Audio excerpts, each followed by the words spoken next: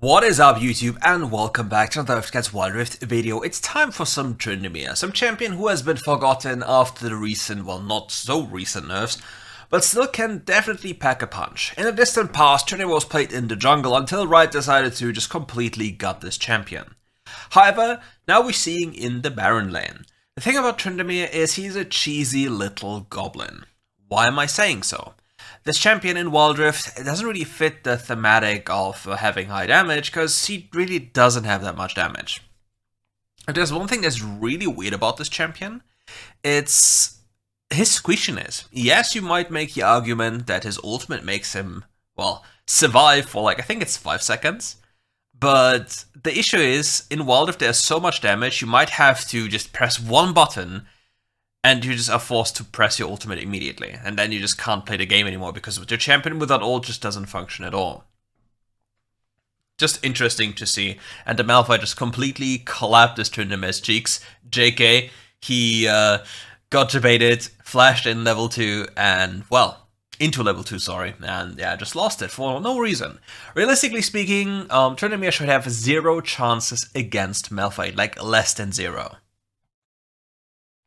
If there's one thing in this game that makes Tryndamere such an interesting champion, it's the sustain on his first ability. The sustain in this game seems awfully high. Like, if you see him use it, like after a trade here, if he doesn't need the bonus crit from his passive rage. Look at the healing, 275.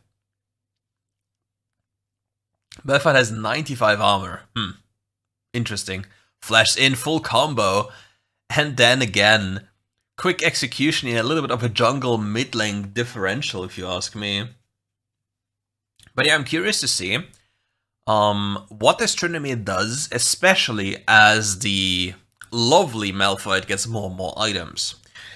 Because in this game, plated steel caps on Malphite are just so unbelievably broken. I don't believe that Tryndamere should have a single digit chance against this champ. Why is he rushing Bramble? Like, Bramble is insane for anti-healing purposes, but Tryndamere needs to hit you. Tryndamere can take a trade, walk away, and then heal. So thematically speaking, it looks like not the best choice, considering that he has so many, like, 80 sources on the enemy team. Like, Lee Sin and Tryndamere, like, plated steel caps just seem so unbelievably OP to me. But yeah, let's see how this one goes. Tryndamere itemizing into a Solari Rush after the boots, which is then a source of magical damage. At least that way, he will still deal some damage to that Malphite, building like 9,000 armor. But yeah, Malphite should be an absolute demon king this game, so I'm really curious like how this is going to go into Tryndamere's direction. Because it seems so difficult, like nearly impossible for it to happen. And by the way, like, I hope your day was nice. I hope you had a wonderful day or evening right now, enjoying this video with some nice food or a nice drink. And if you can't do either because you're not able to drink or eat right now, then I hope you have a later time with beautiful food, the survival, and beautiful drinks. 415 healing. That's an insane value.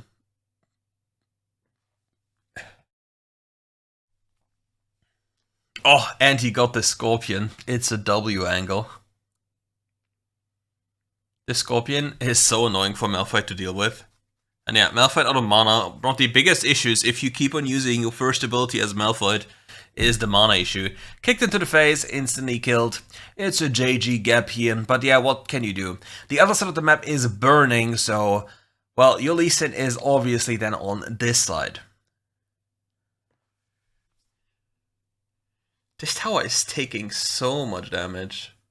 Do they want to commit for it? Okay, now the Tryndamere is free from this lane. Tryndamere can actually walk around the map now and make plays if he wants to. It's kind of difficult, for example, into Syndra. Syndra has the knockback ability, which makes it relatively difficult to achieve anything. And bot lane is Zeri Lulu. Zeri just dashes over a wall and Lulu just says, nope, you get polymorphed, El Bozo. Okay, Lee Sin had to flash away. Ultimate's being thrown around left and right here. Galio in a pickle. Don't think Galio gets out of this one. But the hunt down commences. Look at Tryndamere, he's trying.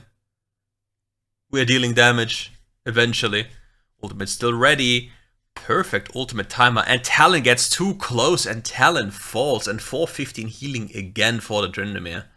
The enemy really not paying attention to that Tryndamere ultimate, believing they can burst him or just punish him early enough before that guy can press ultimate. So far, however, this Tryndamere is pretty nice when it comes to pressing ultimate. Good timing. Okay, Malphite has the plated steel caps.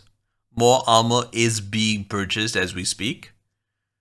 Which again, in this game, Malphite should be Thanos. So I'm really curious what happens as the game goes on.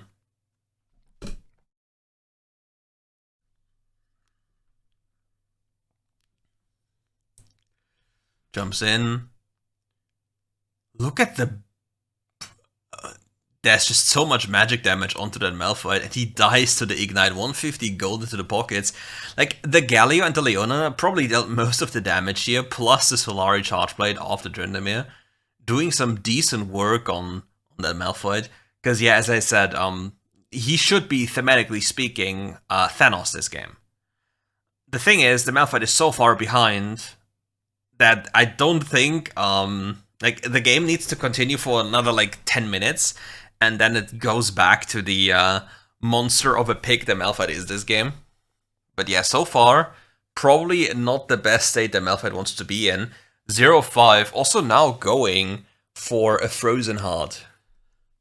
The attack speed, slow kingdom. Malphite's third ability is an insane attack speed slow.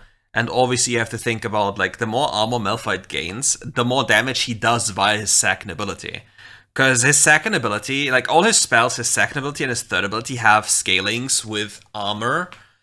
And therefore, building resistances on this champion grants him damage. Like, at least armor.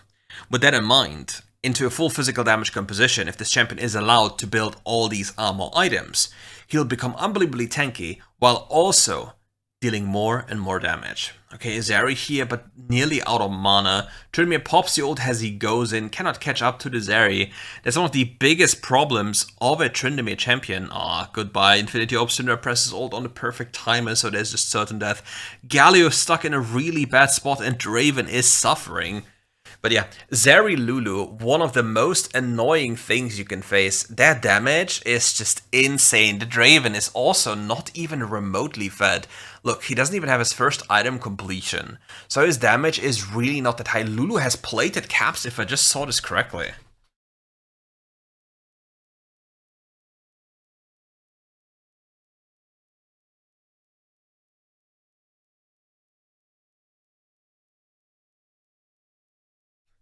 Yeah, plated caps, Ardent, shield bow on the Zeri. She really doesn't want to die, and luckily with the Lulu, you're not suffering from lacking too much damage. Because normally, it's really worrisome to have shield bow on Zeri, especially as your first item, because you just don't do damage. Talon comes here, we still have our ultimate ability available, we have ultimate, we turn it, and we get the free kill. You see the damage onto this? There's just no way we kill that guy. That guy is too unbelievably strong. Let me skip forward to save you guys some time. Okay. Being efficient here, getting a camp done. Method on the other side of the map, spending some time down there. I wonder, like, still, how strong will Malphite become this game? Oh, Syndra is, oh, Syndra walked too close, but yeah, the knockback is pretty insane. Ult being popped though, one being traded, Town has to play for time. The moment he gets the cooldown reset, oh my god, he got him, but there gets a trade-off. Okay, here, it's very important that the Talon plays for time. Because if the Talon plays for time, he can kill Tryndamere. If he, however, doesn't play for time, and he just stays to auto-attack, he will die before Tryndamere's ults will go away. That's one of the biggest problems. In most games, even building stasis is a very good thing into Tryndamere, because it gives you time when you press his ult. That's something that many people completely forget, because Tryndamere is a melee range 80 carry. He has at least a 5-second window in which he can deal damage if he is close to you. And this is something many people continuously forget. Like, for Tryndamere, it has to be the biggest issue to get close to you. The moment he's close to you, he'll beat you up. And that's how the champion is supposed to be balanced. But in WildRift, again, keep in mind, whenever you get too close to somebody in this game, you get one shot. So yeah, here we are. What is the Malphite cooking now?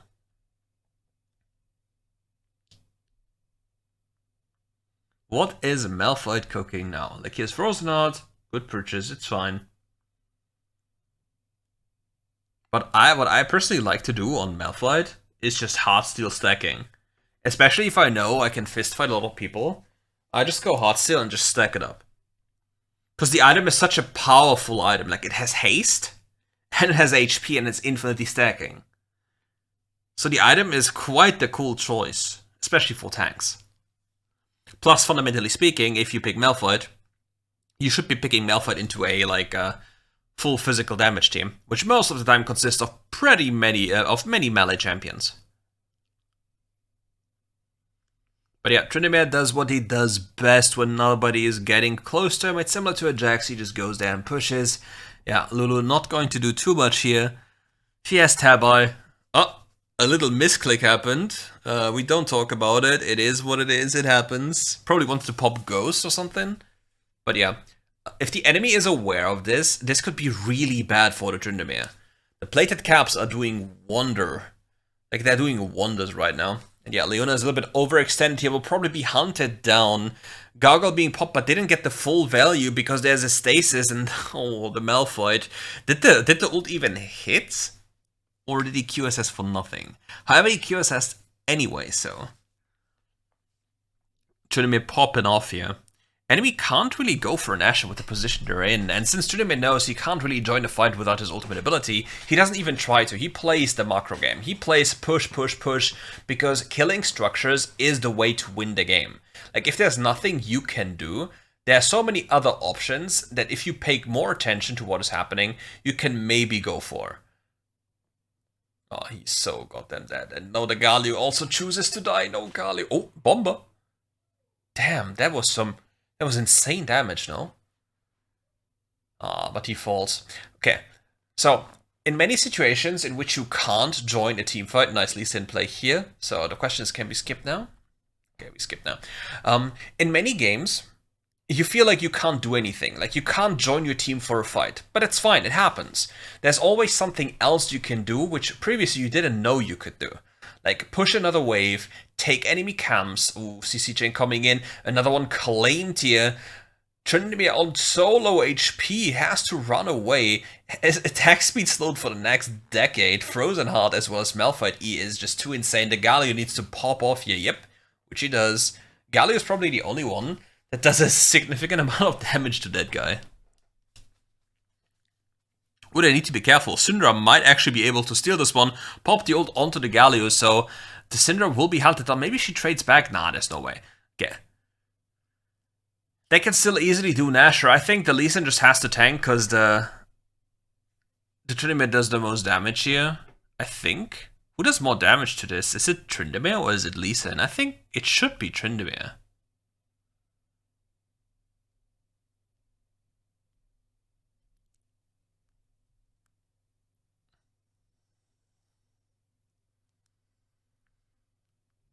Yeah, this is going to be... What is he building Force of Nature?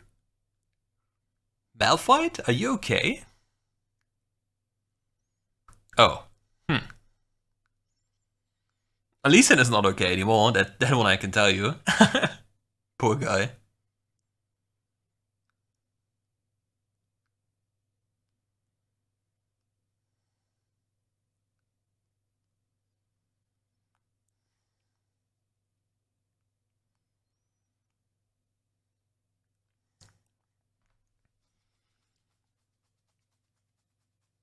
That's a decent amount of damage, though, he does to the Malphite. But Malphite only has like 369 armor. It's not the most. There, Galio going in. Full AP Galio with the hit there. Good damage. Talon and the ultimate goes onto the Galio. Galio dies. We have the ultimate ready on Tryndamere. Pops goes in. Gets knocked away. Didn't get a beautiful QSS off, sadly. Now gets the QSS off, but he will probably fall, and sadly he does. And it all comes down to just maybe one frame in which he could have used QSS preemptively before the Syndra push comes in, and then he kills all of them. It could have been so close. It could have been so clutch, but now the enemy's getting too close. Gets one shot by the Leona ult into Draven Flash with the axe to their foreheads. And this will definitely be the end of the game. Yeah, he actually went Force of Nature. Galio, brother. That is not how it works. That's not how it works.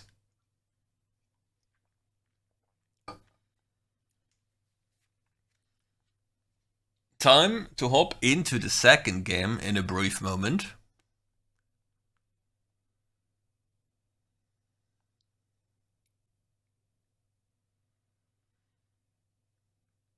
Let's see what we can do. Tryndamere to Rumble. This should also be unplayable for the Tryndamere. Like, I'm curious to see what happens here. Like, the Rumble just needs to be careful. Like, if it is the Rumble top lane, that is. Like, the Rumble needs to be careful, maybe level 1 to not get all ins, but he can always farm from range with a third ability. He should be totally fine. Maybe he could have also taken Exhaust if he truly wanted to. I think that could have been fine on the Rumble. But realistically speaking, I don't think that this should be too much of a problem for the Rumble. So let's see what happens. He's stacking the Fury, wants to get them low so he can spin through them and get them killed. Oh, he actually doesn't. Okay.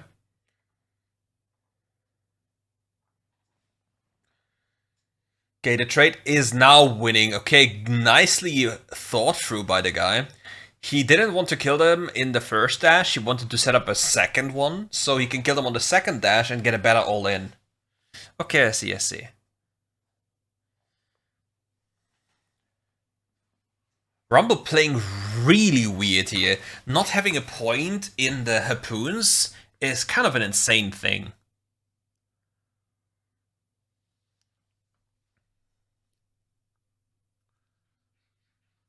Rumble close to level 3, very big power spike now, having access to all spells. But he might have messed up here. We still have the healing available from our Q. And yeah, Rumble messed up here, because the thing is, with Tryndamere, what he really likes to have is you closer to his tower so he can run you down. Only on level 5, if he's fed or you're a weak champion or you just wasted cooldowns, he can then kill you if you're under your tower. Realistically speaking, you should not be able to kill the Rumble though, as a Tryndamere. Not at that point. He should never be allowed to even get to you, because you should have Harpoon skilled. Like, the Harpoon is an insane slow tool. And if Tryndamere can't reach you, he can't deal damage to you, which is the fundamental way of you wanting to play the game. And you see the damage the Rumble does.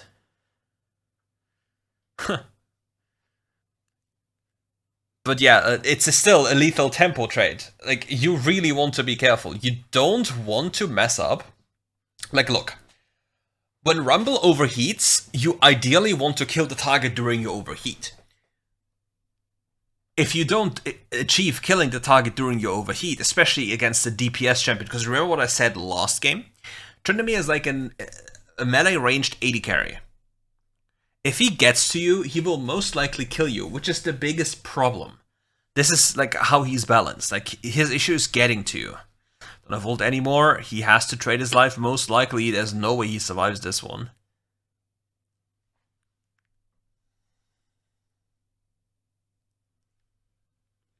Rumble has Grasp. He actually has Grasp, so is he going Heartsteel? There's no point of going Grasp if you don't go Heartsteel. So let's see what he does, because I'm curious myself. I'm very curious to see what he will do. Because it makes no sense otherwise then. Like, I'm not a fan of it myself, because I think First Strike is just cooler. But if you want to have like the full tank thematic, then obviously this is pretty cool to do if you ask me. It's pretty cool. Yeah, you see the slow that I was referring to from the harpoon? It's just unplayable. And yeah, the overheat damage is an insane thing. Like, this is one of the biggest thing that people constantly forget about. It's the overheat damage of Rumble. When he gets overheated, he gains attack speed, and his attacks deal a portion of your maximum HP in magical damage. And that is such a high amount that during that time you simply get absolutely annihilated. Funnily enough, Rumble overheating damage into tanks is probably the highest you've ever seen. It's just absolute absurd. Okay, Rumble is here. You see the fighting. Don't think you get him though. And the Tryndamere falls again. The stat check gaming. He's not going for the Heartsteel. I thought he would be going for the Heartsteel. Realistically.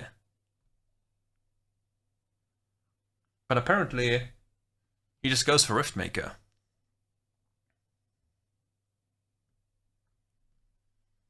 Okay, first one falling. Fjord dashing in again. This Yasuo is in trouble. If he doesn't leave the tower, it's yeah.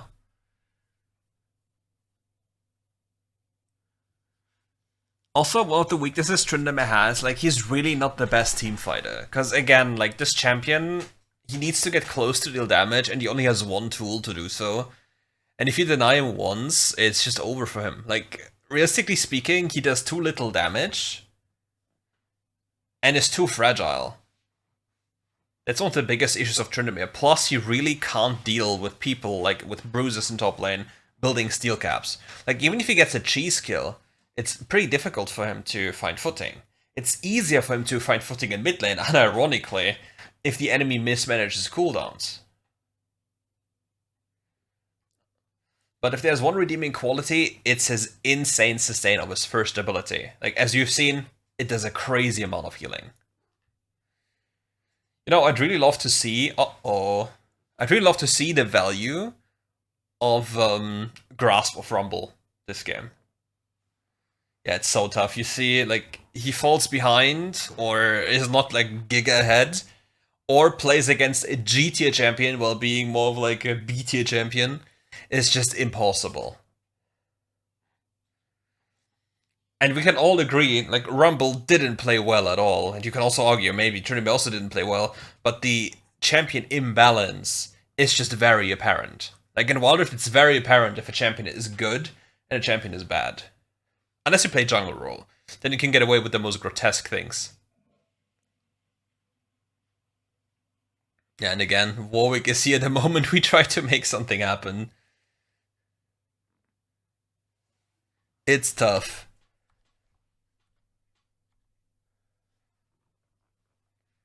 It is indeed tough, but we will bounce back.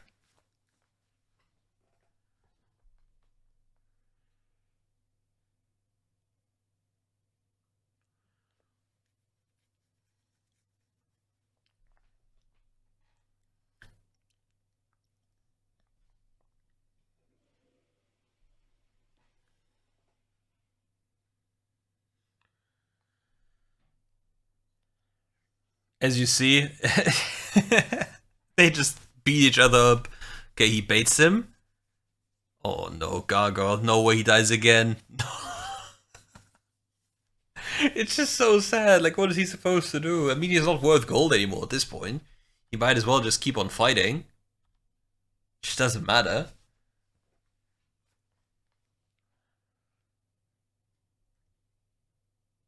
I wonder if they'll nerf Rumble anytime soon.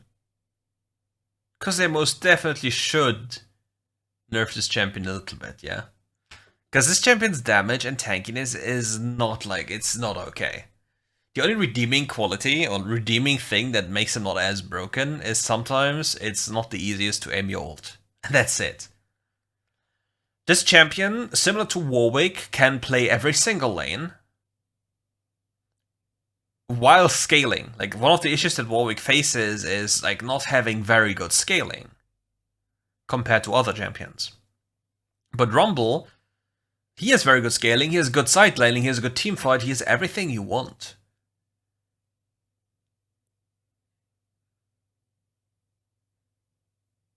He takes so much damage, and Rumble doesn't really have damage items. He has not much. I think he did have Plated, Riftmaker, and what else was he going for? Leona going close, they jump onto the Rumble, Rumble turns with ultimate, pops the Gargoyle, you see it's an insane amount of shield he gains. They flash after him, will they gain it? Will they get him? No, they don't. It's insane, this champion is so mobile and deals so much damage, and he's had enough. Like, this champion is unreal.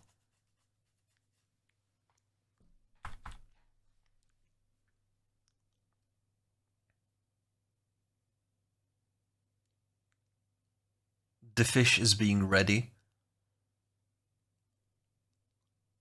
Getting kited by a Rumble. One of the worst feelings in the game. There's not much you can do about it, though. There's really not much you can do.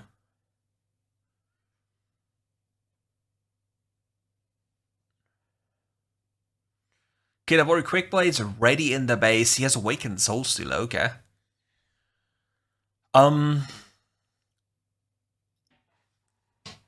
With Rumble, this can work, but you have to keep in mind, like, the more you spell your spam, the more you spam your spells. My God, I can't speak.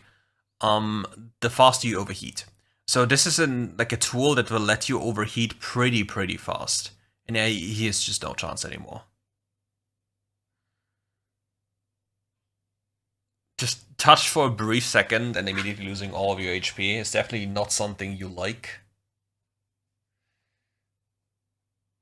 And Rumble is definitely not a champion you like facing off against. Fiora true damage doing work, but still, like, this champion survives for so long, but now the police force is here, the Warwick. Unfortunately, Warwick gets caught in transition and dies like a little piggy. Now the Nami wave comes in, she had enough, and she just walks it off. This is a perfect Nash opportunity, like the perfect time to throw the game exactly around Nash as per usual, because why not? Every single game in WildRift is always winnable because this always happens every single time. It just never ends. It really never does end. Which is kind of a weird thing to say. Because most of the time, games just seem impossible to play. Like, literally impossible. So the thing is, why don't you commit your mental power to do so, and then the moment the 12-minute mark is passed, the enemy finds a way to restore your mental by running it down in a way you could have never imagined, and then the game is magically winnable. It doesn't make sense, it shouldn't make sense, but it's WildRift, it's what people do, and I think it resonates pretty well with everyone out there.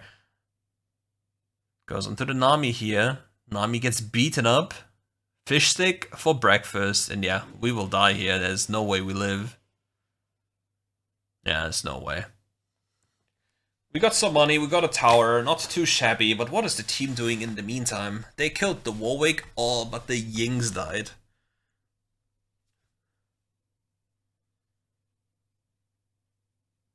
Damn. Fiora just got absolutely roasted. Yeah, he also gets, the cat also gets roasted. It's not a good time to be a Yumi in this economy. And the Rumble is, yeah, setting everyone ablaze. He's not letting you have a good time, and he doesn't even have Rabadon yet. So this only gets worse as the game goes on. Especially if you don't have any magic resist. And even then, in case you didn't know, if Rumble hits you with a third ability, your magic resist is being reduced. Gargoyle abuses. Will we survive here? No, we don't. So if Rumble hits you with a third ability, your magic resist is reduced, and this effect can stack. And also, because every single item that is AP in WildRift has %pen, your tankiness, or your magic resist, goes pretty low, probably towards 0, and if you have 0 magic resist, you take quite a lot of damage. Oh, the dragon standoff. It was a soul standoff, right? Okay, Fiora gets it. But this fight then, if they didn't get the soul and we already had one dragon, was completely pointless. It didn't serve any purpose. Fiora is popping off. Fiora is living. No way, Fiora apparently just smurfed this completely. They made so much money too. It's such a positive play for them now. They got so much out of the situation. Oh, Warwick is sniffing. The sniffer. Oh. The sniffer didn't find the yinks. Also something that often looks like you're cheating when you play Warwick. In Fog of War, you see the scent of people, like the blood scent of them, which shows or reveals them, or like at least their location. And if you are very perceptive as a Warwick, you can just jump there in Fog of War, which looks like you're cheating. But in fact, you already knew that somebody was there because the spell of yours, the second ability, is telling you something is happening there. Okay, Tryndamere flanking here. Rumble being found. He's not looking for the Rumble because he would take too long. He looks for the backline here. Yona misses the ultimate. Nami wave comes in. Bro can't move. Look, he just can't move. I hate Nami wave. Did you know that Nami wave is one of the biggest slows in the game as well? And if it hits an ally, if Nami wave or Nami spells hit an ally, they gain enormous amounts of movement speed. Do you know about Nami's passive? If you wave through your allies, they gain double the value of your passive movement speed. Also, hitting your allies with a bubble, it gives them movement speed as well. Like, just in case you didn't know. It might be 1 in a million of games where this helps you win a game, but now you know. Now you do know.